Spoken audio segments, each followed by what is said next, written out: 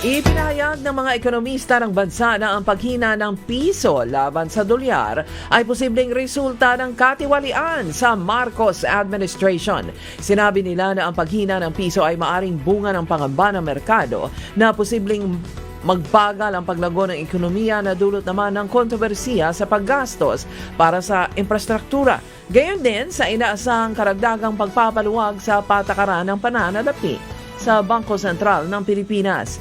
Sa pinakahuling ulat, ang bawat dolyar ay may katumbas na 59 pesos and 20 centavos, ang pinakamababa sa kasaysayan. Pero ayon sa Bangko Sentral, nananatili pa ring matatag ang piso dahil sa tuloy-tuloy na daloy ng mga remittance mula sa mga overseas Filipino workers. Pinag-iingat ng Department of Health ang publiko laban sa mga sakit ngayong nagsisimula na ang panahon ng amihan.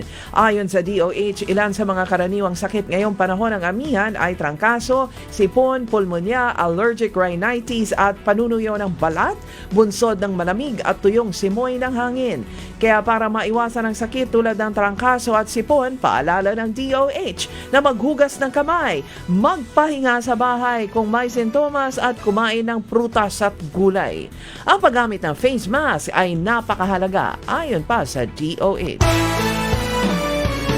Inanunsyo naman ng Department of Budget and Management o DBM na naglaan ito ng halos 1 bilyong piso para sa pagpapalakas ng programang Doktor para sa Bayan. Ito ay sa ilalim ng 2026 National Expenditure Program. Kabilang dito ang pondo para sa Medical Scholarship and Return Service Program ng CHED at Pre-Service Scholarship Program ng Department of Health. Ayon naman kay Budget Secretary Amina Pangandaman, ang kalusugan at edukasyon ng kabataan ay pinakamalaking puhunan para sa kinabukasan ng bansa. Senator Mark Villar ang pinakamayaman o may pinakamaraming ari-arian batay sa kanyang Statement of Assets, Liabilities and Net Worth o SALN na abot naman ng 1.2 billion pesos.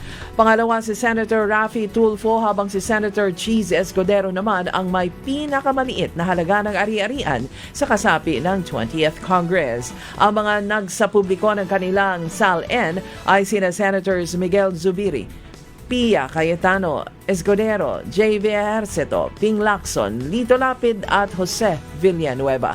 Ang mga hindi pa ay sina Senators Alan Peter Cayetano, Jinggoy Estrada, Amy Marcos, Ronald Bato de la Rosa, Bongo, Rodante Marcoleta at Senator Camille Villar. Handa ang Government Service Insurance System sa anumang investigasyon na gagawin ng Kongreso kaugnay ng napaulat na naluging investment ng ahensya. Layunin nito na mapanatili ang transparency at accountability ng ahensya ayon kay GSIS President at General Manager Wick Veloso.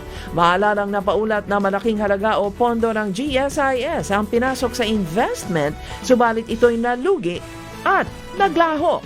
Pero pinabulaanan ito ni Veloso at sinabing wala sa kanilang record ang nalugi daw ng 8.8 billion pesos.